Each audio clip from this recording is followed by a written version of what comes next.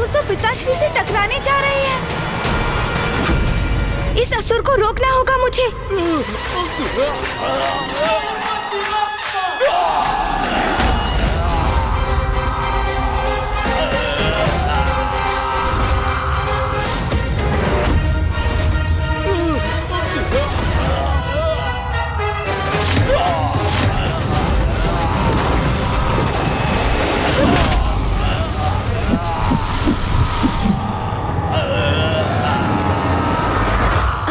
ये संकट तो टल गया। ये असुर पिताश्री से दूर हो गया। गणेश जी, संकट अभी टला नहीं है। ऊपर देखिए। ये तो अनर्थ होने जा रहा है।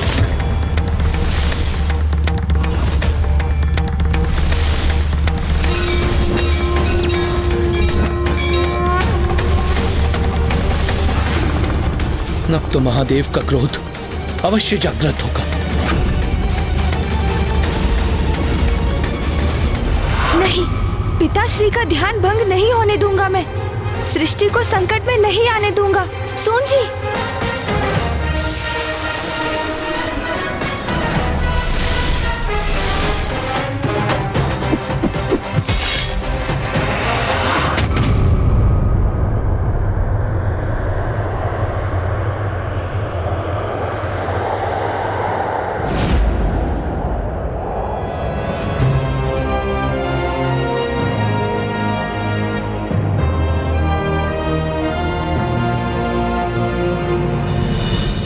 अपने स्वामी शुंभ के समान ही मूर्खता का परिचय दे रहे हैं उनके असुर सैनिक। अभी तो गणेश उनके ध्यान को भंग होने से रोक दिया है, किंतु ये असुर उनके तप में व्यवधान डालने के लिए आतुर है, जो मैं कदापि होने नहीं दूंगी।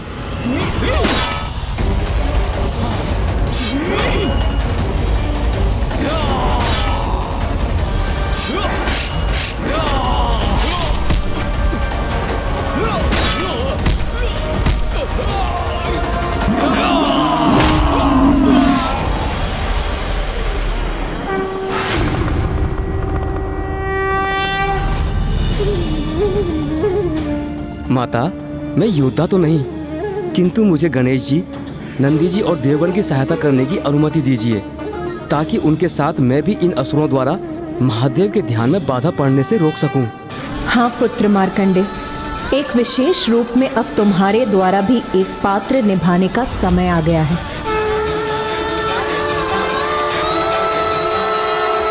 ओम गणपतये नमः। ओम यद्गुहं परमं लोके सर्वरक्षाकरं नृणाम्। यन्यकस्य चिदाख्यातं तन्मे ब्रूहि पितामहः।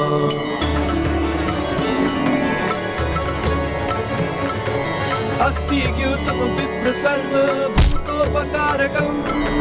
देव्यास्तु कवचं पुण्यं दक्षिणुष्व महामुने।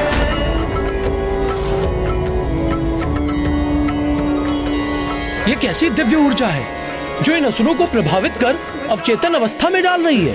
चंद्रघंटेति कुष्मांडेति चतुर्थकम्।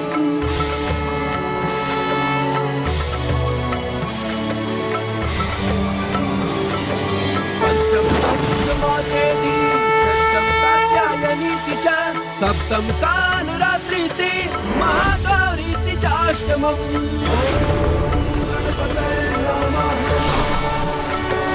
अस्ति द्यूतं विप्र सर्वभूतोपकारकम्। देवतास्तु कवचं पुण्यं दक्षिणुष्व महामुने। ये क्या? ये असुर तो स्वयं निष्क्रिय होते जा रहे हैं। प्रथमं शैलपुत्री च द्वितीयं ब्रह्मचारिणी। ऋषि मार्कंडेय के मुख से प्रस्फुटित होने वाले दिव्य मंत्र की शक्ति का प्रभाव है ये।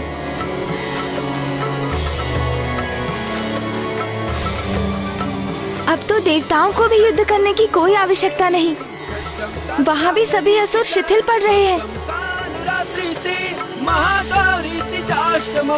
ओम गणपतये नमः।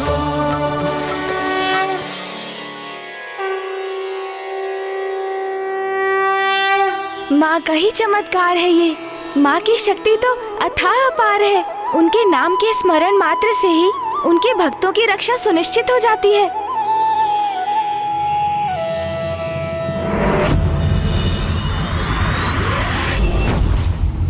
बस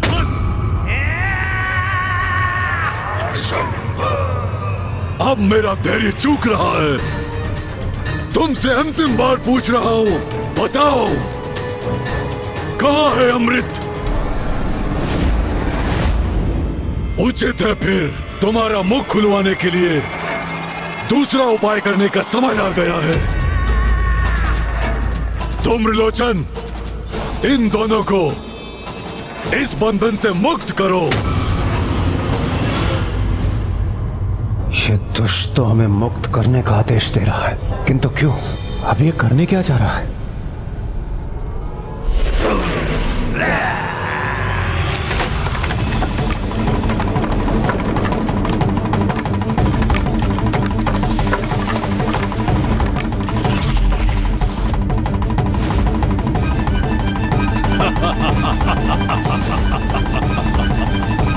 अब ये नुकीले घातक अस्त्र जब तुम्हारे शरीर को भेद कर आर पार होंगे, तब तुम स्वयं बता दोगे कि अमृत कहाँ स्थित है। माँ को ज्ञात था कि हम इन असुरों को पिताश्री तक पहुँचने से रोकने का प्रयास कर रहे हैं, किंतु असुरों की संख्या के कारण उसमें हमें कठिनाई हो रही है। इसलिए उन्होंने ऋषि मार्कंडेय के मुख से ऐसे मंत्र का उच्चारण करवाया जिससे ये असुर स्वतः वश में आ गए।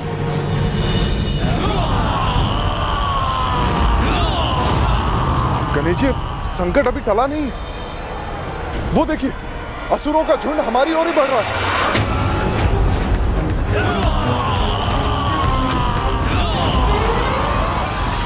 माँ, आप ही हमारी सहायक हैं। हम आपकी अपार शक्ति के समक्ष नमन करते हैं, आपका स्मरण करते हैं। माँ, इस विकट स्थिति से हमें मुक्त कीजिए माँ।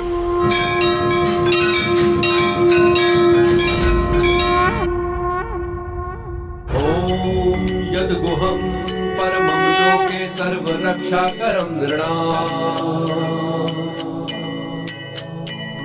यन्यकस्यचिदाख्यातं तन्मे ब्रूहि पितामहः।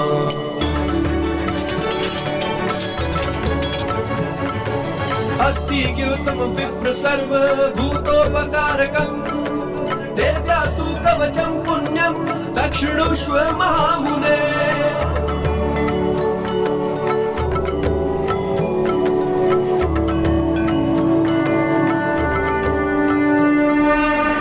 ये क्या हो रहा है यहाँ? ये देवी मंत्र के उच्चारण से ही हमारे असुर योद्धा को अशक्त कर रहे हैं। ये जो भी हो रहा है सर्वथा अनुचित है। हमें शीघ्र ही स्वर्गाधिपति असुर महानायक शुंभ को इस विचित्र घटना के बारे में सूचित करना चाहिए। तो ये है इसका दूसरा उपाय। ये शीलाखंड नुकीले होकर हमारे तन को भेदने के लिए हमारी ओर बढ़ रहे हैं। इन दुष्टों की धृष्टता की तो कोई सीमा नहीं।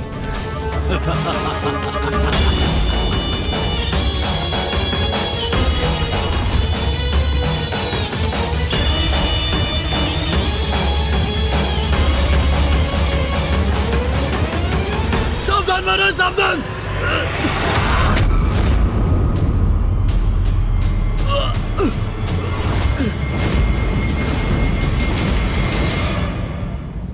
असुर महानायक, वो देवी माता ने। ये क्या कहना चाहते हो? जो कहना स्पष्ट कहो। कौन सी देवी, कहाँ की देवी? क्या किया उस देवी ने? और कहाँ है वो देवता जिन्हें तुम बंदी बनाने गए थे? कहाँ है? असुर महाराज, हम उन तक पहुंच ही नहीं सके महाराज। देवी के मंत्र ने कवच बनकर गणेश और देवताओं की रक्षा कर ली है और उसके दिव्य प्रभाव से हम असमर्थ हो गए और हमारी सेना आसक्त हो गई। देवी देवी देवी, क्या है ये देवी? कभी देवी के हार के मोती हमें रोक देते हैं, तो कभी देवी के मंत्र के कारण मेरे असुर सैनिक युद्ध करने में असमर्थ होते हैं। एक नारी में इतनी शक्ति कैसे हो सकती है? इस नारी में इतनी शक्ति केवल इसलिए है क्योंकि ये कोई सामान्य नारी नहीं है। ये तो स्वयं जगत जननी माँ आदिशक्ति है और उनकी अपार शक्ति का प्रत्यक्षदर्शी तो मैं रह ही चुका हूँ। हमारे लिए बेहतर तो यही होगा कि हम उनसे उलझे नहीं, किंतु ये बात मैं महाराज शुंभ को कैसे समझाऊं? माता के मंदिर में जो कुछ भी हुआ, तुम स्वयं उसके साक्षी हो शुंभ। स्मरण रहे, माता की लीला के समक्ष तुम कदापि नहीं टिक पाओगे। तुम्हारे पास अभी भी समय है, सुधर जाओ और स्मरण रखो, तुम कुछ भी क्यों ना कर लो, हम देवताओं का कुछ भी नहीं बिगाड़ पाओगे, क्योंकि माता स्वयं हमारे साथ है, हमारी रक्षा कर रही है माता। तुम्हारे शब्द शूल की भांति चुभ रहे हैं इंद्रदेव, किंतु अब तुम्हारी और उद्दंडता नहीं सहूंगा मैं। शांत कर दो इसके मुख को सदा के लिए।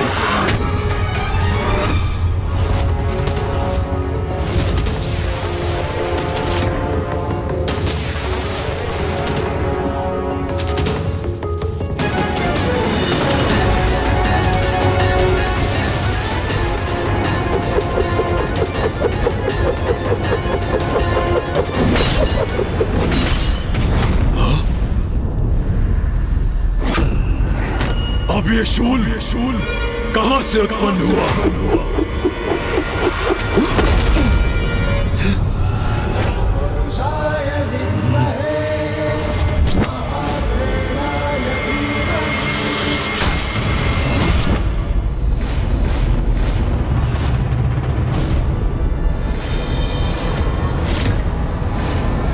महादेव पुत्र, इससे सावधान रहना होगा मुझे।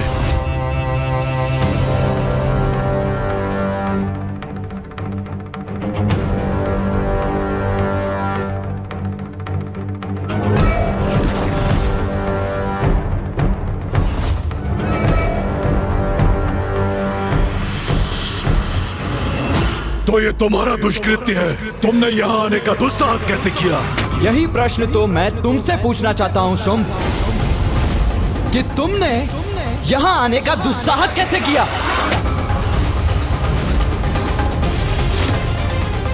इसकी इतनी उद्दंडता, मुझसे प्रश्न कर रहा है ये? तुम्हारी राजसभा में इतना कुछ हुआ, मेरे अनुज गणेश ने तुम्हें इतना कुछ समझाया, किंतु तुम रहे असुर के असुर। उस सीख से कुछ सीख नहीं ली तुमने, अपितु उसे भुलाकर एक और दुष्टता कर बैठे, सीधे स्वर्ग पहुंच गए तुम। इसीलिए यहां आकर तुम्हें गणेश की सीख का स्मरण कराना तो अति आवश्यक है ना? तुम मुझे सीख दोगे? स्वर्गाधिपति शुंभ को सीख मैं तुम्हें दूंगा। खोलो अब नेत्र और देखो चारों ओर, स्वर्ग पर मेरा अधिकार है, मेरा, इस असुर महानायक शुंभ का स्वर्गाधिपति हूं मैं। और तुम्हारा ये भूतपूर्व देवराज इंद्र बंदी है मेरा। अब समझे मेरी शक्ति? हाँ, समझ गया शुंभ, मैं अवश्य समझ गया कि तुम मेरी दया के पात्र हो, किंतु तुम ही तो ये नहीं समझ पा रहे हो शुंभ, क्योंकि तुम्हारे अहंकार ने तो जैसे तुम्हारी श्रवण शक्ति को ही छीन कर दिया है। अन्यथा अपने ही सैनिकों के द्वारा ये समाचार पाकर कि मां के नाम के उच्चारण मात्र से तुम्हारी सेना निष्क्रिय हो गई, तुम ये अवश्य समझ जाते कि तुम किस शक्ति के विरुद्ध खड़े हो। और अब नहीं सुनूंगा मैं किसी के भी मुख से देवी का गुणगान, नहीं सुनूंगा मैं।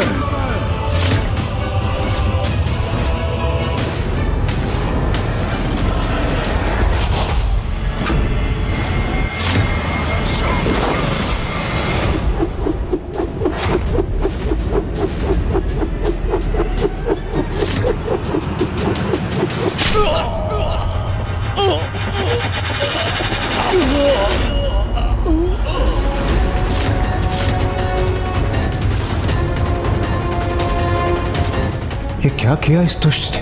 अपने ही सैनिकों का वध कर दिया।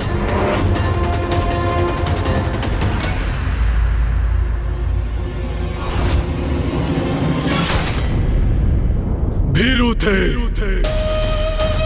द्रोही थे, जिसका उचित दंड मैंने उन्हें दिया।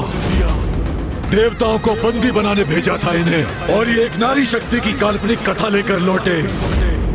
समझता हूं मैं, ये चाल है तुम देवताओं की।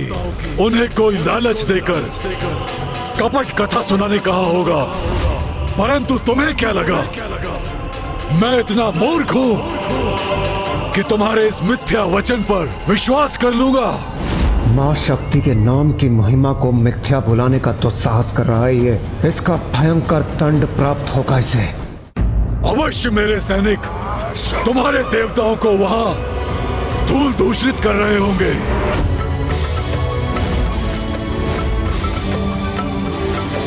पंचम स्कंद मातेति षष्ठम कात्यायनीति च सप्तम कालरात्रिति महागौरीति चाष्टमम्।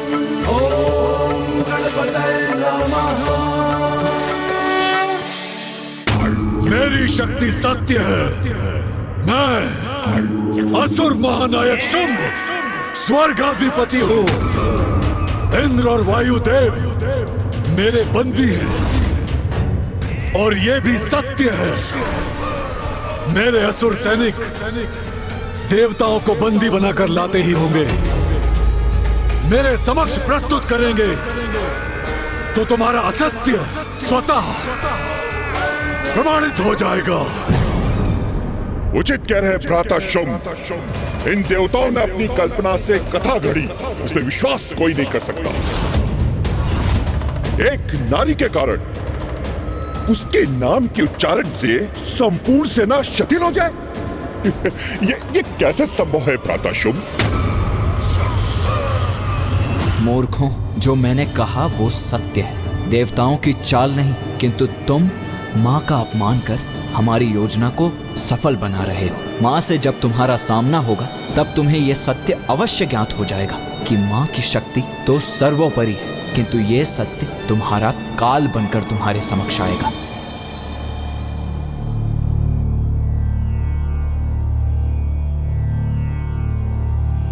गणेश जी, ऋषि मार्कंडे के मुख से प्रस्फुटित हुए देवी कवच ने इन सभी असुरों को अवचेतन अवस्था में डाल दिया है, तो क्या अब हम इन्हें बंदी बना लें? नहीं सूर्यदेव, हम इन्हें बंदी तो कदापि नहीं बनाएंगे। किंतु गणेश जी, हम सदा के लिए इन्हें इस अवस्था में नहीं रख सकते, और फिर हमने इन्हें यहाँ स्थित रहने दिया तो ये हमारी सुरक्षा के लिए संकट उत्पन्न कर सकते हैं। इन्हें हम बंदी ही क्यों बनाएं, जब इनका उचित उपयोग हो सकता है। मैं तो इन्हें ससम्मान वापस भेजने वाला हूँ।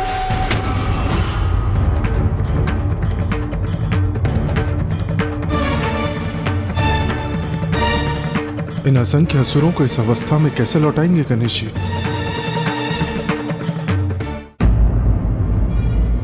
गणेश जी सर्वथा उचित कह रहे हैं, इन्हें यहाँ से लौटाना ही उचित होगा।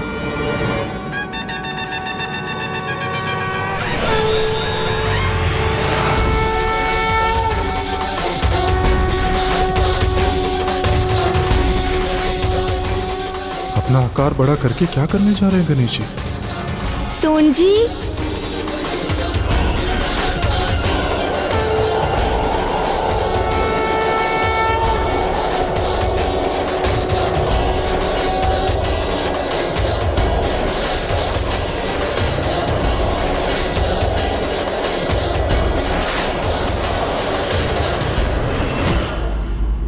अद्भुत। गणेश जी ने तो अपनी श्वास की शक्ति से ही इन सभी असुरों को लौटा दिया। स्वर्ग लोक के लिए मेरी भविष्यवाणी अब निकट भविष्य में वहाँ इन असुरों की वर्षा होने वाली है। असफल हुई तुम्हारी ये कपट चाल, और मुझे भयभीत करने की रणनीति व्यर्थ हो गई। किंतु सफल होऊंगा मैं। इंद्रदेव और वायुदेव पूर्व से मेरे बंदी हैं। प्रतीक्षा करो, और कुछ ही समय में तुम देवताओं की पराजय के स्वयं साक्षी बनोगे।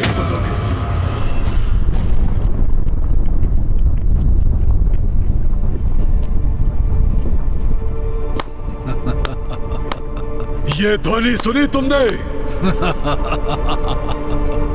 मेरे सैनिकों के लौटने की ध्वनि है ये। मेरी जय और तुम्हारी पराजय।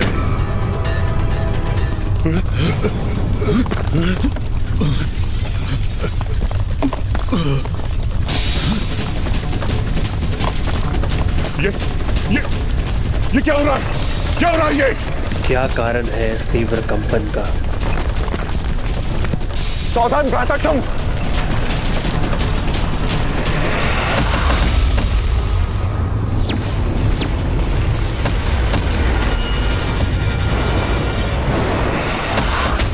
वाह अनुज वाह, असुरों को चुप कराने की क्या उत्तम युक्ति ढूंढी है तुमने। ये क्या, मेरे असुर सैनिक यहाँ गिर रहे हैं? ये कैसे संभव है? ये कैसा छल है देवताओं का? प्रत्यक्ष को प्रमाण क्या, यही कहा था ना तुमने शुंभ? तो लो अब देखो, प्रमाण तुम्हारे समक्ष है।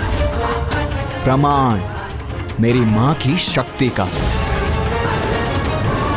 उनके नाम के उच्चारण मात्र से तुम्हारे ये असुर सैनिक अर्ध मूर्छा में यहां लौट कर गिर रहे हैं।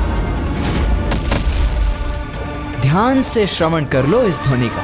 विश्वास नहीं होता, ये कैसे हो सकता है? कितने भी प्रयास कर लो तुम शुंभ, अपनी संपूर्ण शक्ति ही क्यों ना झोंक दो, किंतु फिर भी हमें बंदी नहीं बना पाओगे तुम।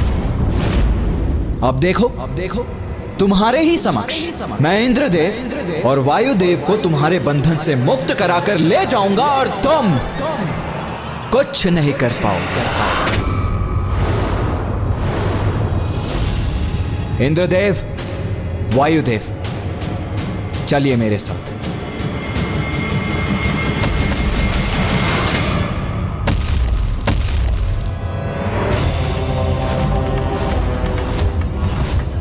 महाराज शंभ, ये महादेव का पुत्र कार्तिकेय अपने दोनों देवताओं को साथ लेकर जा रहा है और हम कुछ नहीं कर पा रहे हैं। ये इतनी सरलता से यहाँ से केवल इसलिए जा पा रहे हैं क्योंकि ये मेरी स्वयं की इच्छा है, किंतु इसका भी प्रतिशोध मैं कुमार कार्तिकेय और गणेश से लेकर रहूंगा।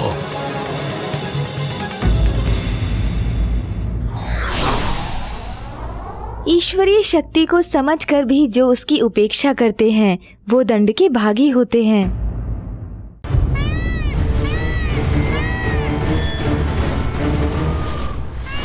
कुमार कार्तिकेय, क्या आपको पूर्ण विश्वास है कि आपकी ये योजना सफल होगी? अवश्य सफल होगी देवराज इंद्र। बस आपको उतना ही करना है जो मैंने आपसे कहा है कि मेरे निर्देश पर आप दोनों लुप्त हो जाएं। शेष मैं और गणेश संभाल लेंगे। समझ गए ना आप? समझ गए। हमारे देखते देखते वो दुष्ट महादेव पुत्र इंद्रदेव और वायुदेव को यहाँ से ले गया और हम कुछ नहीं कर सके। तुम सभी किसी कार्य के नहीं हो, तुम व्यर्थ हो मेरे लिए। मेरे सेनापतियों, साम दाम दंड भेद किसी भी युक्ति का प्रयोग करो और उस कुमार कार्तिकेय को मेरे समक्ष प्रस्तुत करो। जब मैं उस पर अपनी स्तंभन शक्ति का प्रयोग करूंगा तो वो स्वयं बताएगा कि देवियां और अमृत कहाँ है। जाओ और शीघ्र लाओ उसे। आप कष्ट न उठाएं सेनापति निशुंभ। उस दुष्ट कुमार कार्तिकेय को बंदी बनाकर लाने में अधिक समय नहीं लगेगा। उसे मैं ही जाकर ले आता हूं। उचित है धूम्रलोचन, उचित है। शीघ्र जाओ, परंतु इस बार मुझे निराश मत करना। मैं बस अभी गया और अभी आया। जाओ।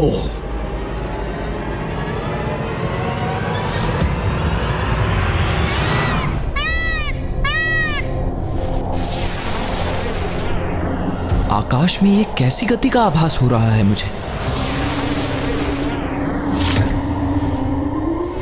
ये तारे तो गतिमान होकर एक साथ आ रहे हैं।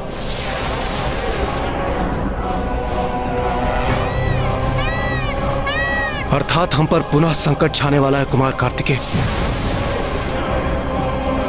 नहीं देवराज, अब जो होगा वो उचित ही होगा।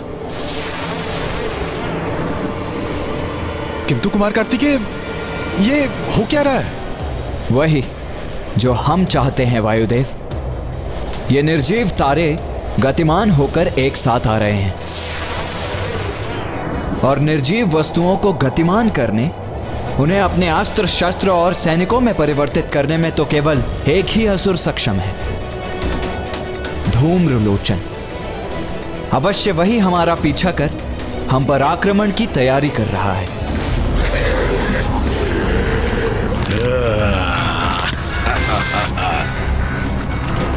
अपनी शक्ति से ऐसे अस्त्र उत्पन्न करूंगा कि तुम लाचार हो जाओगे कुमार कार्तिकेय।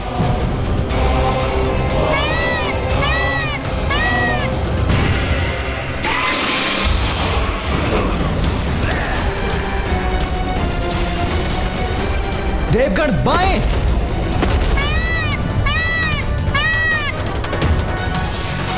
देवगण दाएं!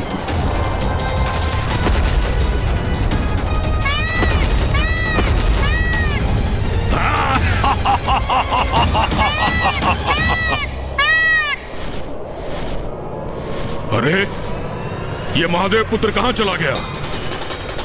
उसे पकड़ने के लिए अपनी गति बढ़ानी होगी मुझे।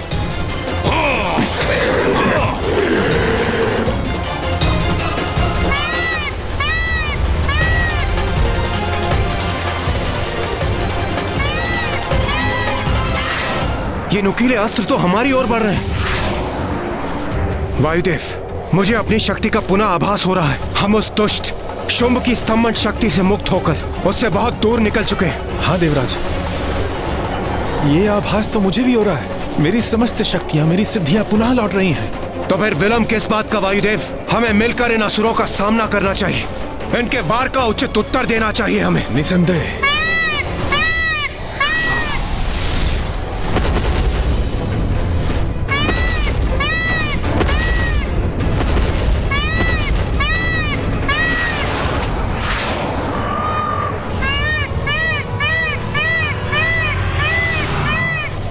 कुछ भी कर लो इंद्रदेव, किंतु मेरी शक्तियों का तोड़ नहीं है तुम्हारे पास।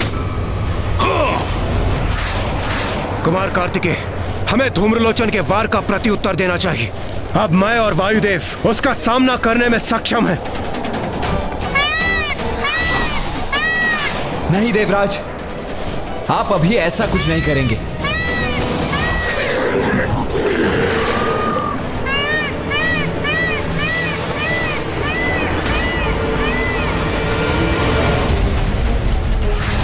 सेनापति कुमार कार्तिकेय, हम इस प्रकार भागकर अपना बचाव करने पर विवश क्यों हैं? आप हमें इन असुरों का सामना करने से रोक क्यों रहे हैं? हमें अनुमति दीजिए इनसे युद्ध करने की। नहीं देवराज, ये भी हमारी योजना का ही भाग है। अभी हम कुछ भी नहीं करेंगे। अभी हमें एक नियत स्थान पर पहुंचना है, बस।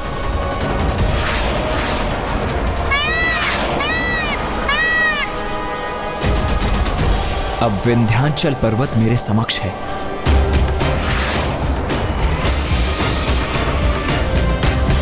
मेरे अस्त्र शस्त्र सब व्यर्थ हो रहे हैं। इनका पीछा करने में इतना समय नहीं गंवा सकता मैं। प्रतीत होता है मुझे स्वयं इनके निकट जाकर कुछ करना होगा। हाँ।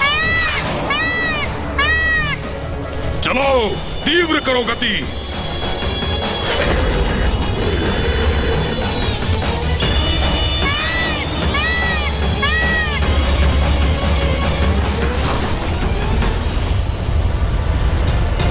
कुमार कार्तिकेय, दुष्ट धूम्रलोचन शस्त्रों से सज्जित हमारे अत्यंत निकट पहुंच चुका है। तो आप योजना का स्मरण रखिए इंद्रदेव। जब मैं कहूं तभी अदृश्य हो जाइए आप, और किसी भी प्रश्न के उत्तर का समय नहीं है अभी। और हां, पीछे मुड़कर मत देखिएगा, बस अंतर्ध्यान हो जाइए। अरे इतनी गति से कहां भागे जा रहे हो कुमार कार्तिकेय?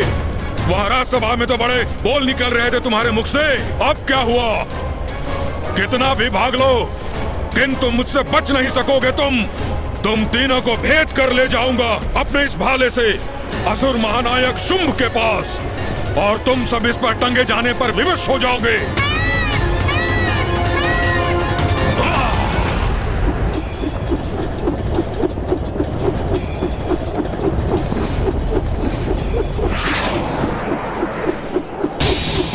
कुमार कार्तिकेय, धूम्रलोचन ने भाले से प्रहार किया है हम पर, जो बहुत तीव्र गति से हमारी ओर बढ़ रहा है।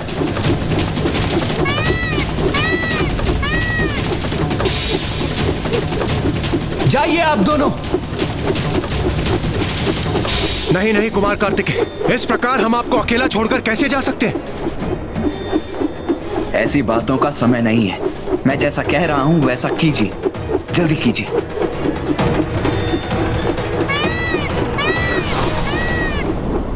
अरे ये दोनों कहां लुप्त हो गए?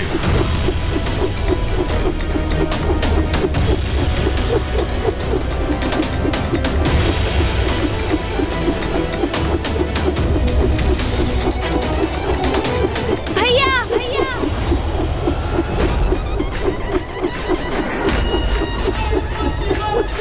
अरे ये गजमुख यहाँ कैसे, और ये करने क्या जा रहा है? गणेश, सोन जी,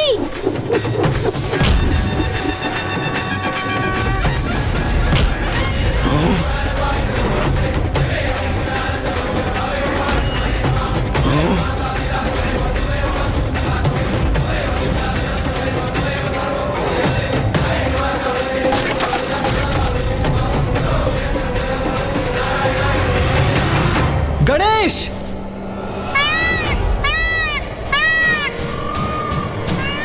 गणेश ये क्या कर रहे हो तुम रुक क्यों गए? असुर जी, आपका ये प्रहार तो व्यर्थ हो गया, किंतु आपके लिए मेरे पास एक प्रस्ताव है। कैसा प्रस्ताव? गणेश ये क्या कर रहे हो तुम? हमारे शत्रु इस असुर के साथ कोई प्रस्ताव रखने के पूर्व मेरी सहमति तो ले लो। नहीं भैया, बहुत कर ली हमने देवताओं की रक्षा। मैंने अभी देखा आपने अपने प्राणों की चिंता त्याग कर इंद्रदेव और वायुदेव की रक्षा की, और जब इन असुर जी ने आक्रमण किया तो वो आपको अकेला छोड़कर चले गए। इतने स्वार्थी हैं ये देवता, आज मुझे ज्ञात हुआ। प्रतीत होता है इन देवताओं में आंतरिक मनमुटाव उत्पन्न हो गया है। तो इसमें निराश होने जैसा क्या है गणेश? वो इन असुर जी के पराक्रम से भयभीत हो गए होंगे। ऐसा हो जाता है, बड़े बड़े वीर शक्तिशाली योद्धा के सामने आतंकित हो जाते हैं। बस भैया, अब मैं देवताओं का ये व्यवहार और सहन नहीं करूंगा।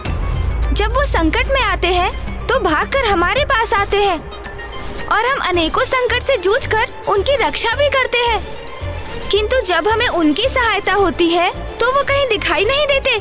ये क्या बात हुई भला? बस भैया बस, इस प्रकार हम कब तक उनकी रक्षा करते रहेंगे? गणेश, किंतु तुम करने क्या जा रहे हो? देखो अनुज, जो भी करना सोच विचार कर ही करना। क्रोध में आकर ऐसा कुछ मत कर बैठना जो। भैया, मुझे भली भांति ज्ञात है कि मैं क्या कर रहा हूँ। मैं अपनी और आपकी सुरक्षा सुनिश्चित कर रहा हूँ। असुर जी, आप यही ज्ञात करना चाहते हैं ना कि इंद्रदेव और वायुदेव कहाँ जाकर छिपे हैं, है ना? नहीं गणेश, तो आइए असुर जी, मैं स्वयं आपको वहाँ ले चलता हूँ। तुम स्वयं लेकर जाओगे मुझे? और इसके लिए तुम्हें मुझसे क्या चाहिए? कुछ अधिक नहीं असुर जी, बस इतना कि अब आप मेरे भ्राता पर वार नहीं करेंगे। देवताओं को आप ले जाइए, किंतु मेरे अग्रज को सुरक्षित रहने दीजिए। यदि मैं सभी देवताओं को बंदी बनाकर ले गया तो स्वर्गाधिपति असुर महानायक शुंभ अति प्रसन्न होंगे, और एक बार सभी देवता हमारे बंदी बन गए तो अमृत और देवियां कहाँ हैं ये तो असुर महानायक शुंभ उनके मुख से निकलवा ही लेंगे। तो क्या निर्णय है आपका? मेरा प्रस्ताव स्वीकार है आपको असुर जी? उचित है, क्या तुम सर्वप्रथम मुझे देवताओं के पास ले जाओगे? हाँ हाँ, क्यों नहीं असुर जी, आइए चलिए मेरे साथ। मैं भी चलता हूँ। नहीं भैया, आप मेरे साथ नहीं आएंगे। नहीं गणेश, मैं तुम्हें अकेले कहीं नहीं जाने दूंगा। अच्छा, तो उचित है, आप भी चलिए। किंतु आप मुझे कुछ भी करने से रोकेंगे नहीं भैया, क्योंकि मैं अपने निर्णय पर अटल हूँ। मैं तो अब इन असुर जी को इनके गंतव्य तक पहुँचा कर ही रहूंगा। चतुर चतुर चतुर चतुर ज्ञानी, चतुर चतुर चतुर चतुर ज्ञानी।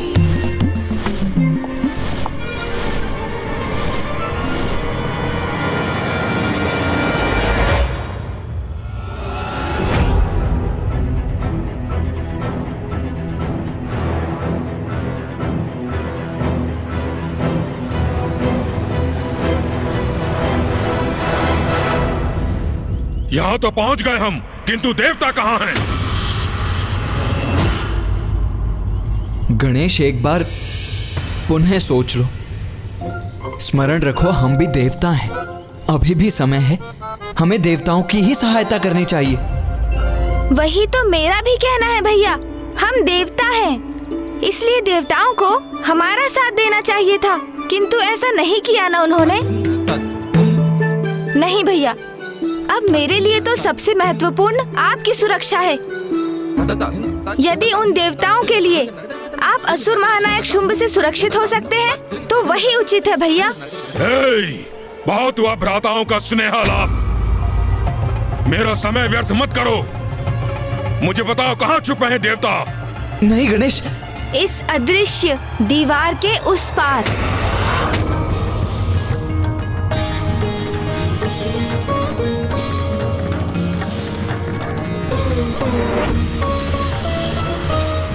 ये तुमने क्या कर दिया गणेश? यहाँ का गुप्त रहस्य इस असुर के सामने उजागर कर दिया और इसे बता दिया कि यहाँ एक अदृश्य बाधा है, जिसके उस पार एक अद्भुत संसार है। कैसी बाधा, कैसा संसार? मुझे तो यहाँ कुछ दिखाई नहीं दे रहा। तुम मुझे मूर्ख बनाने का प्रयास कर रहे हो? नहीं नहीं असुर जी, ये कैसे संभव है? अर्थात मूर्ख को कोई मूर्ख कैसे बना सकता है भला? क्या कहा तुमने? थोड़ा समझने का प्रयास करेंगे तो सब कुछ समझ जाएंगे असुर जी। मैंने कहा ना, वो अदृश्य बाधा है, और जो अदृश्य है वो आपको कैसे दिखाई दे सकती है? बस बहुत हुआ, अभी सब स्पष्ट हो जाएगा।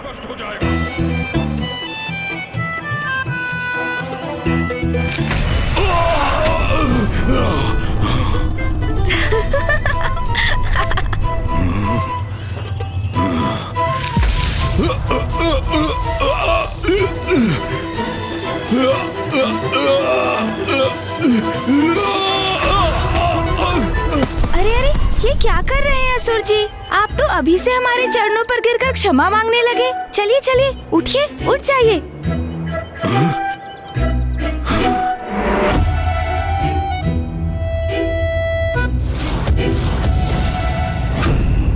स्पष्ट हो गया ना असुर जी? तो अब ये भी ध्यान से सुनिए। सूर्य देव, वायु देव, वरुण देव और अग्नि देव और सभी देवियां इस अदृश्य बाधा के उस पार छिपे हैं, और वो सभी जगत जननी माँ कौशिकी के संरक्षण में हैं। अरे वाह, ये तो और भी उत्तम है। देवता, देवियां और ये सब जिसे जगत जननी पुकारते हैं, वो सब हैं यहाँ। यदि मैं इन सबको एक साथ यहाँ से बंदी बनाकर ले जाऊं, तो उसका तो आनंद ही कुछ और होगा। अरे अरे असुर जी, एक बात तो मैं आपको बताना ही भूल गया। वहाँ जाने के लिए आपको नारी शक्ति को जागृत करना होगा। आप उस अदृश्य बाधा को तब तक पार नहीं कर सकते जब तक कि आप नारी का अवतार धारण नहीं करते, क्योंकि माता कौशिकी वहाँ अपने भक्तों को नारी रूप में ही आने की अनुमति देती है।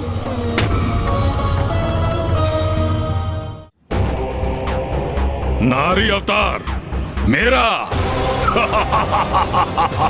परिहास अच्छा कर लेते हो तुम। अरे परिहास नहीं, मैं सत्य कह रहा हूँ असुर जी। यदि आपको उस पार जाना है तो आपको अपने भीतर की नारी को जागृत करना ही होगा। स्वयं को परिवर्तित कर नारी रूप धारण करना ही होगा आपको, तभी ये संभव होगा। बस बहुत हुआ। तुम्हें बुद्धिहीन दिखाई देता हूँ मैं? जो कुछ तुम कहोगे उसका विश्वास कर लूंगा। ओह, अब समझा। मेरा समय व्यर्थ करने की चाल थी तुम्हारी। तुम और तुम्हारे भ्राता ने पुनः अपनी माया का प्रयोग कर देवताओं को भागने का अवसर दिया और मुझे प्रलोभन देकर मेरा समय नष्ट करने हेतु मुझे यहाँ ले आए। क्रीड़ा कर रहे हो मेरे साथ कि मैं अपनी भीतर की नारी को जागृत करूं? जो नारी मेरे पांव तले रहती है उसी नारी में परिवर्तित करूं स्वयं को? ना। असुर जी, आपको यहाँ लाकर मैंने अपने कर्तव्य का निर्वहन किया। अब आप मुझ पर विश्वास करें अथवा नहीं, इसका चुनाव तो आपको ही करना है।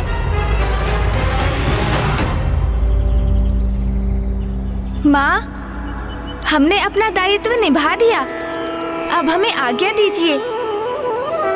प्रणाम माँ।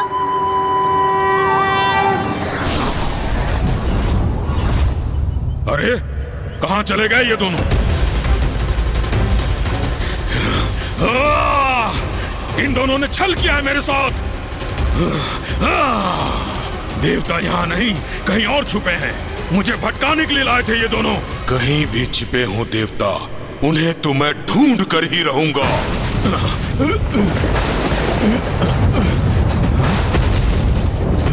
ये सब क्या हो रहा है यहाँ?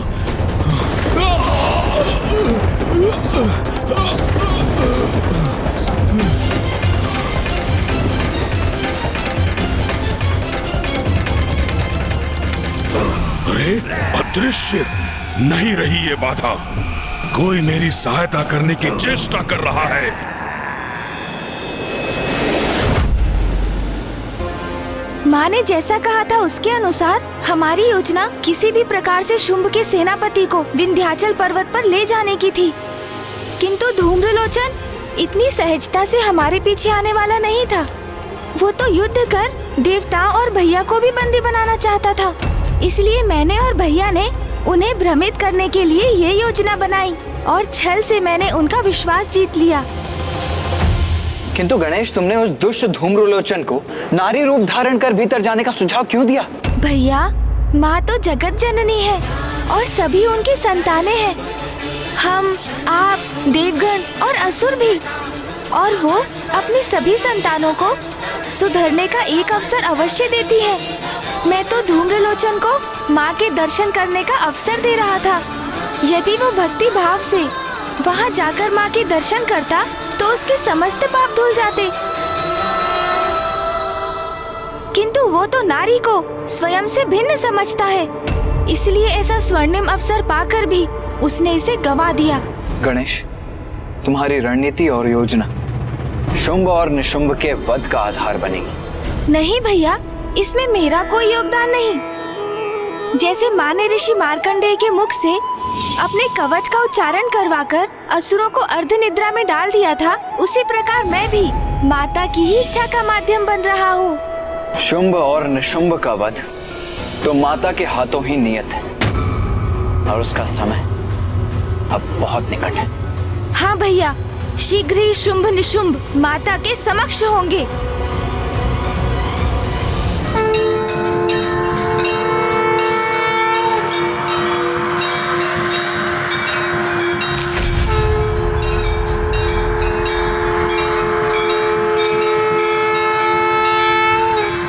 इस पारदर्शी बाधा के उस पार ये देवियां यहीं स्थित हैं वो। अरे इनके समक्ष ये कैसी अद्भुत ज्योति स्थित है। अद्भुत, ऐसा अद्भुत सौंदर्य तो पूर्व में मैंने कभी नहीं देखा। कौन है ये सुंदरी?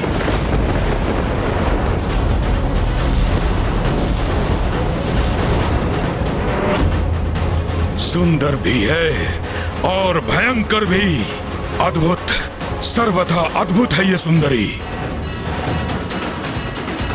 मैं अभी जाकर महाराज शुंभ को इस बारे में सूचित करता हूँ। तुम्हारे अंत का आरंभ अब हो चुका है असुरों।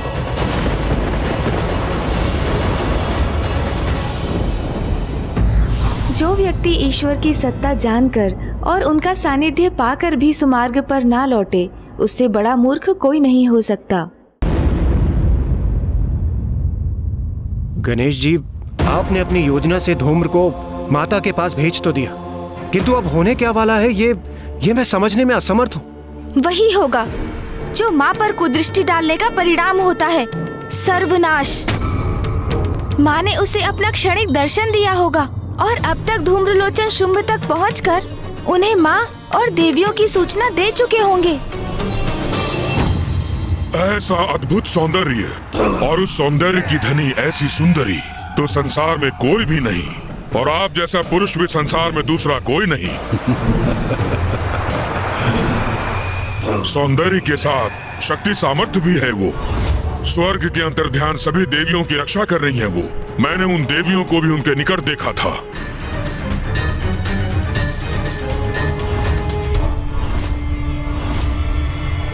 भ्राता शुंभ, कदाचित आप दोनों की जोड़ी नियति निर्धारित करेगी।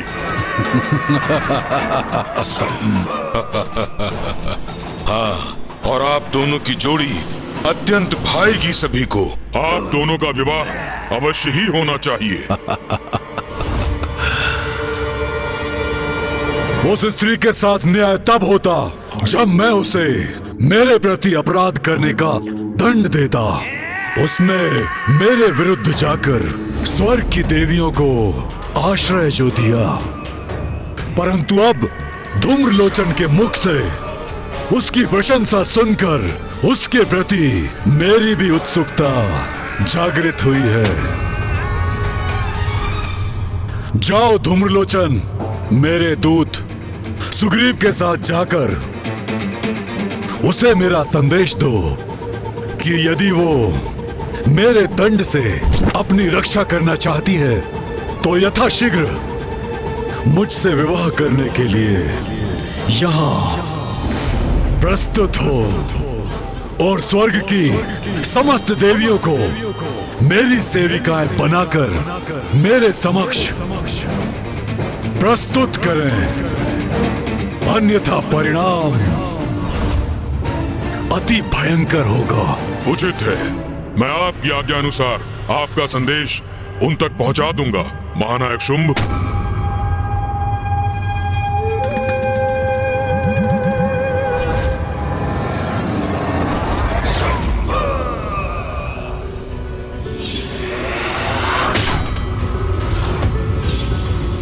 ये उचित नहीं हो रहा। महाराज शुंभ को मुझे देवी कौशिकी की महिमा के बारे में सूचित करना होगा।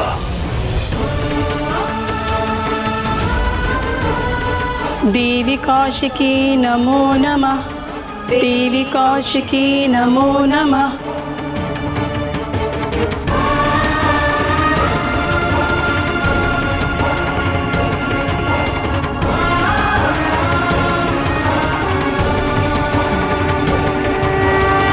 पुत्रियों, अब वो समय आ गया है पुत्रियों, जब तुम्हें यहाँ से प्रस्थान करना होगा।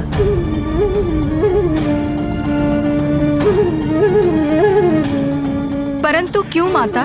क्योंकि अब शुंभ के आगमन में अधिक समय नहीं है। शुंभ और निशुंभ के अंत तक मैं तुम लोगों की सुरक्षा को लेकर निश्चिंत होना चाहती हूँ। इसीलिए अब तुम लोग मेरी शक्ति के संरक्षण में विंध्याचल पर्वत की गुफाओं में रहोगे। माता, आपके श्री चरणों से जाने का मन तो हम में से किसी का भी नहीं है, किंतु यदि यही आपकी आज्ञा है और यही उचित है तो हम आपकी इस आज्ञा का पालन अवश्य करेंगे।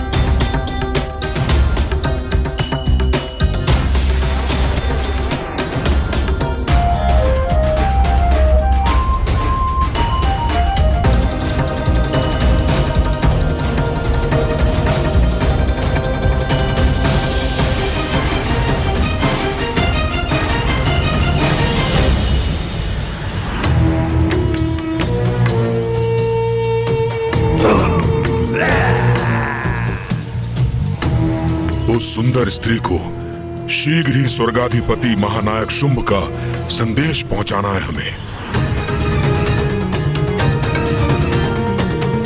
किंतु कहां है वो?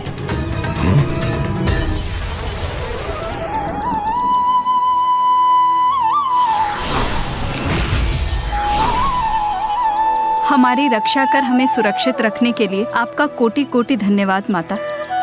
हमारी प्रार्थना है कि आपकी कृपा दृष्टि इसी प्रकार हम पर सदा बनी रहे। अवश्य पुत्रियों, माँ हूँ मैं और संतान की रक्षा माँ का धर्म है।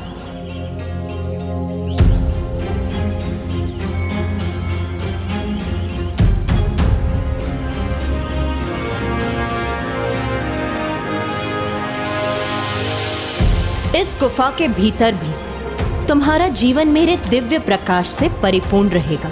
यहाँ तुम्हें कोई भी कठिनाई नहीं होगी।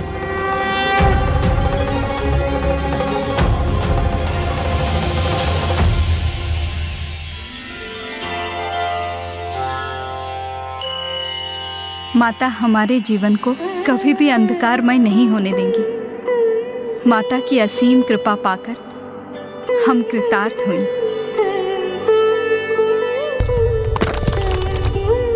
माता ने हमारे चारों ओर एक अभेद सुरक्षा कवच प्रस्तुत किया है। हम सभी पूर्ण रूप से सुरक्षित हैं।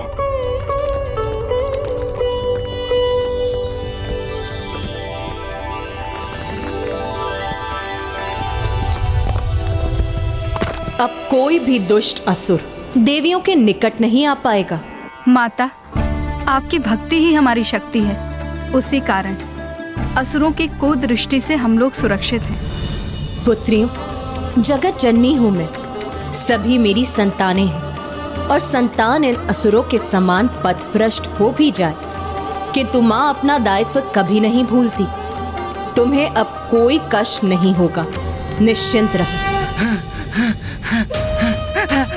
सेनापति धूम्रलोचन जी, अपनी गति थोड़ी धीमे कीजिए ना। मेरे पाँव पीड़ा के कारण फटे जा रहे हैं। हृदय धोखने के समान दौड़ रहा है। यदि मुझे कुछ हो गया तो स्वर्गाधिपति शुंभ का संदेश आगे कैसे ले जाएंगे आप? ज्ञात नहीं महाराज शुंभ ने इस सुग्रीव को मेरे साथ क्यों भेज दिया, जैसे कि मैं इस कार्य में एकाकी सक्षम ही नहीं।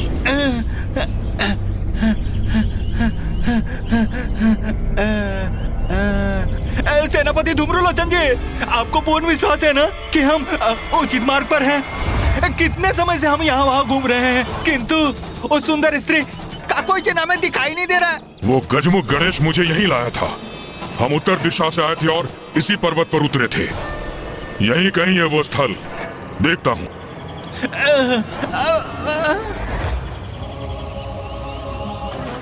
और कितना चलाइएगा?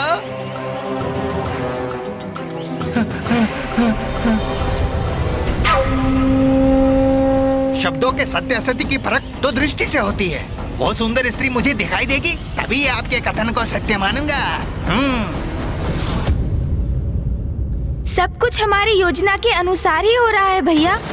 शुंभ का सेनापति धूम्रलोचन उसके दूत सुग्रीव के साथ माँ के निकट पहुँच चुका है और माँ पूर्व में ही सभी माताओं को सुरक्षित स्थान पर भेज चुकी है।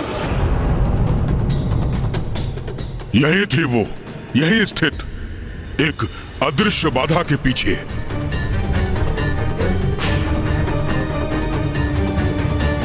अरे इस निर्जन वन में मुझे अकेला छोड़कर मत जाइए धूम्रलोचन जी। शुंभ का प्रधान सेनापति हूं मैं, मुझे मार्ग दो।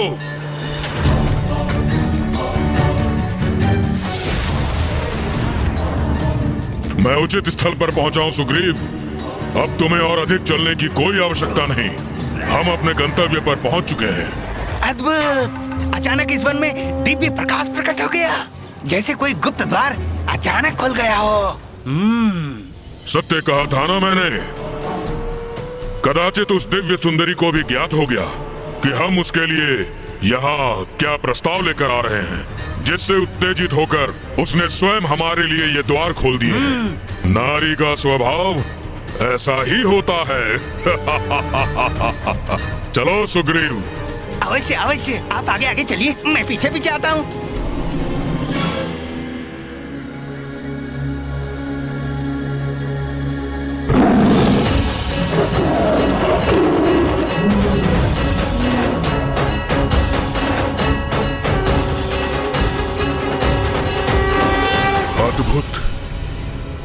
ऐसा दिव्य वैभव, ऐसा अनुपम रूप, इसका सौंदर्य तो पूर्व से भी अधिक प्रतीत हो रहा है।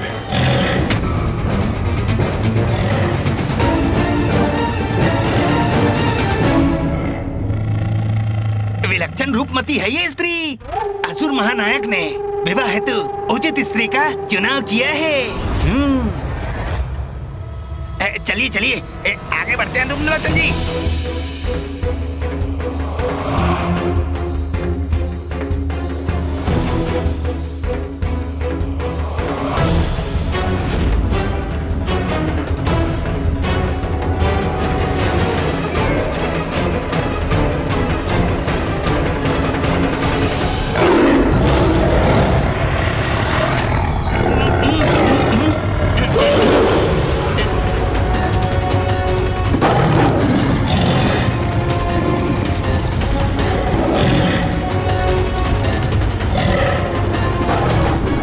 सिंह की गर्जना ने तो ये प्रचंड वायु प्रवाह उत्पन्न कर दिया है। मैं सिंह की गर्जन से उड़ता जा रहा हूँ। मुझे रोकिए धूम्रलोचन जी, मुझे रोकिए।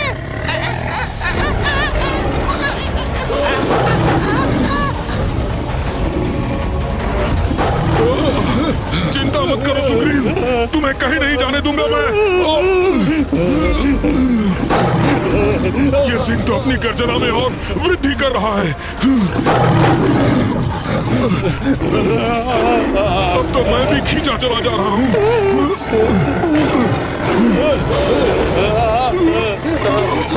हम युद्ध नहीं संवाद करने आए हैं, अपने स्वामी का संदेश लेकर आए हैं।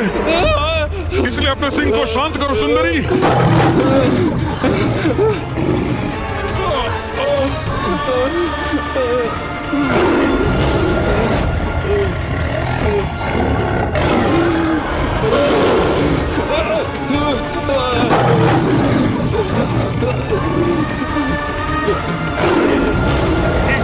पकड़े रहिए, मुझे पकड़े रहिए धूम्रलोचन जी।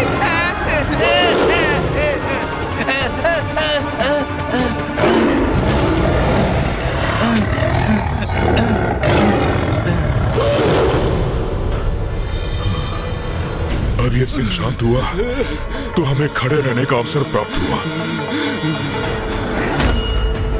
कदाचित इसने हमें अपना शत्रु समझ लिया था, इसलिए अपने सिंह को ऐसी गर्जना करने का आदेश दिया होगा।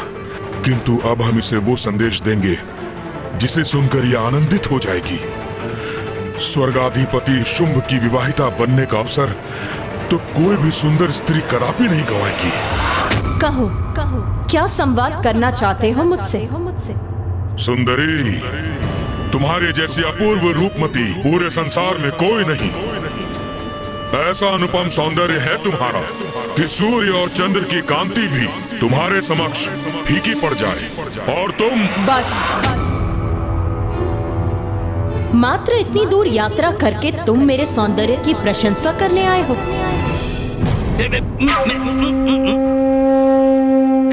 सौंदर्य की देवी, तुम इनकी बात का बुरा न मानो। ये शुंभ के सेनापति धूम्रलोचन है और मैं उनका दूत सुग्रीव। मैं तुम्हारे सौंदर्य का दर्शन पाकर ऐसा अभिभूत हुआ कि मेरे मुख से शब्द ही नहीं निकले। तुम्हारी जैसी सुंदरी तो संपूर्ण संसार में एक ही है। जैसे इस सृष्टि में एक ही पुरुष है जिसके समक्ष सूर्य और चंद्र दोनों ही नहीं टिक सकते। और ये महाप्रतापी रूपमान पुरुष तुम्हारे स्वामी शुंभ हैं। सर्वप्रथम इस सेनापति ने मेरे सौंदर्य की प्रशंसा की, फिर शुंभ के दूत अर्थात तुमने उसकी। किंतु मुझे किसी की भी प्रशंसा में कोई रुचि नहीं।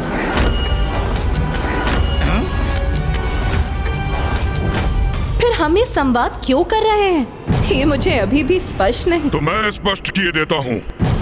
सुनो स्त्री, सौंदर्य और पराक्रम दोनों ही दृष्टि से हमारे स्वामी के योग्य हो तुम। इसीलिए हम उनके साथ तुम्हारे विवाह का प्रस्ताव लेकर यहाँ आए हैं। उचित तो यही है कि तुम इस विवाह प्रस्ताव को स्वीकार कर हमारे साथ चलो।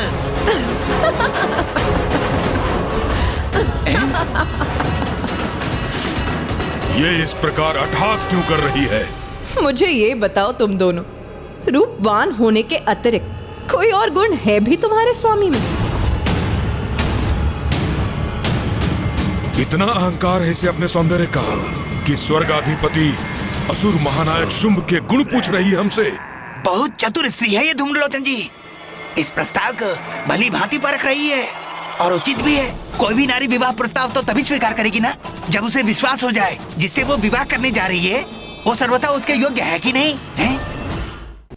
कदाचित तुम्हें ज्ञात नहीं सुंदरी कि हमारे स्वामी कौन हैं?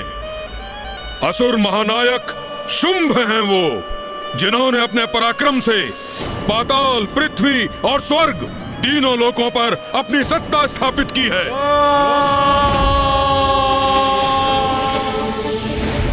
और स्वर्ग की समस्त निधियां उनके नियंत्रण में है। कल्प वृक्ष, कामधेनु, ऐरावत, उच्चैश्रवा सबके स्वामी हैं वो। इंद्र आदि देवताओं को स्वर्ग से निष्कासित किया है उन्होंने। अब आपको पूर्ण परिचय प्राप्त हो गया ना हमारे स्वामी का? अब तो स्पष्ट हो गया ना? तुम महावीर, महातेजस्वी स्वर्ग के अधिपति शुंभ का विवाह प्रस्ताव स्वीकार करे सुंदरी। सत्य कह रहे हो तुम। बहुत पराक्रमी, अत्यंत तेजस्वी और महावीर है तुम्हारे स्वामी शुंभ। मुझे क्या था ये हमारा प्रस्ताव अवश्य स्वीकार करेगी। तुम्हारे स्वामी की वीरताएं की गाथाएं तो मैंने भी सुनी है। वही शुंभ है ना ये, जिसने मित्रता का ढोंग कर देवताओं को अपनी राजसभा में आमंत्रित किया और फिर दुत क्रिया अर्थात जुए की क्रीड़ा कर देवताओं का सर्वस्व छीनने का प्रयास किया। वही महापराक्रमी शुंभ है ना ये, जो प्रथम पूज्य गणेश देव सेनापति कार्तिकेय से सीख लेने के लिए विवश ही नहीं हुए, अपितु देवराज के वाहन ऐरावत, मां कामधेनु, कल्प वृक्ष और देवराज के मुकुट लौटाने पर भी बाध्य हो गए।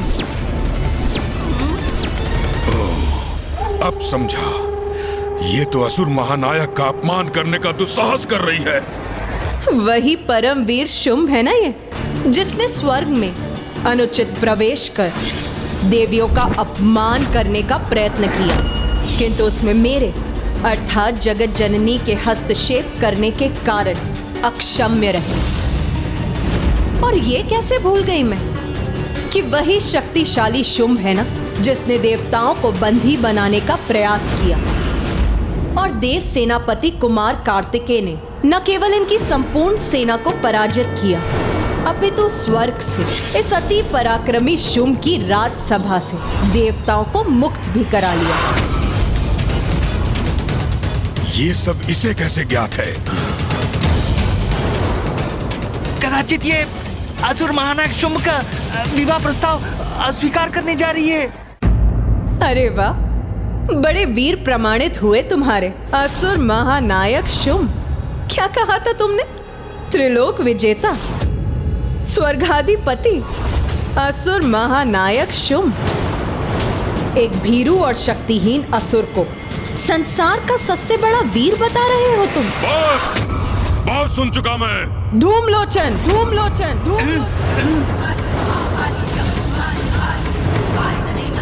अपना स्वर ऊंचा करने का दुस्साहस मत करो।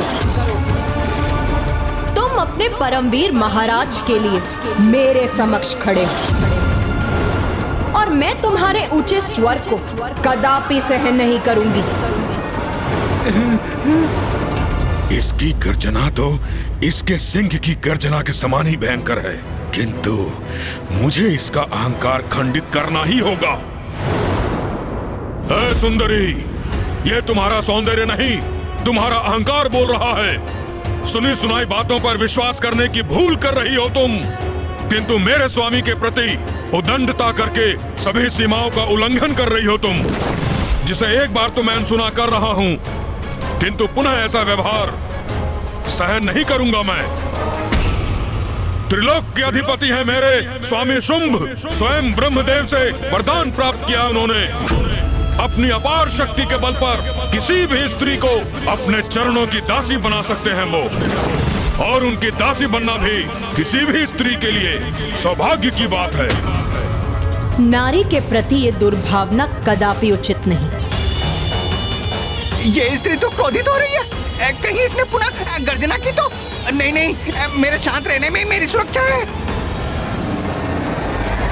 ये तो तुम्हारा सौभाग्य है स्त्री कि असुर महानायक शुंभ ने पूर्ण सम्मान के साथ विवाह प्रस्ताव भिजवाया है, अन्यथा अपनी इच्छा पूर्ण करने के लिए वो क्या नहीं कर सकते। अच्छा, तो तनिक ये बताओ, अपनी इच्छा पूर्ण करने के लिए क्या करेंगे वो? प्रतीत होता है तुम अभी भी नहीं समझी, और वो चाहे तो उनके सैनिक तुम्हें उनके समक्ष प्रस्तुत करने हेतु तुम्हारी इच्छा के विरुद्ध तुम्हें खींच कर भी ले जा सकते हैं।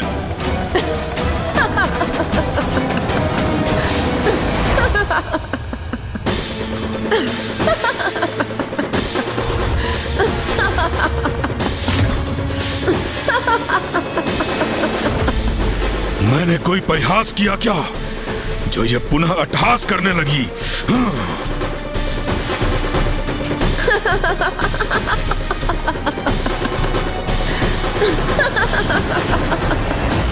स्त्री, अट्टहास क्यों कर रही हो तुम? इसका क्या अर्थ समझूं मैं? इनके प्रश्न का अभिप्राय है सुंदरी, क्या तुम्हारे इस अट्टहास को हम तुम्हारी स्वीकृति समझे? स्पष्ट कहो, हमारे स्वामी से विवाह का प्रस्ताव तुम्हें स्वीकार है ना? उचित है। मुझे क्या था, ऐसा उत्तम विवाह प्रस्ताव संसार की कोई भी स्त्री कदापि नहीं नकार सकती। हमें शीघ्र ये शुभ सूचना असुर महानायक शुंभ तक पहुंचानी चाहिए। चलो सुग्रीव। जाओ और जाकर अपने स्वामी को मेरा संदेश दो कि मैं विवाह उसी योद्धा से करूंगी जो मुझे युद्ध में पराजित करने में सक्षम होगा। यदि तुम्हारे स्वामी में इतना सामर्थ्य है तो यहाँ आकर मुझे पराजित करें और अपनी मुझसे विवाह करने की इच्छा को पूर्ण करें। ये क्या सुन रहा हूं मैं? ये स्त्री स्वर्गाधिपति असुर महानायक शुंभ से युद्ध करना चाहती है। माँ की ये घोषणा, उनके द्वारा शुंभ को युद्ध के निमंत्रण का तो एक ही अर्थ है, शुंभ के साथ साथ इन सभी दुष्टों का सर्वनाश।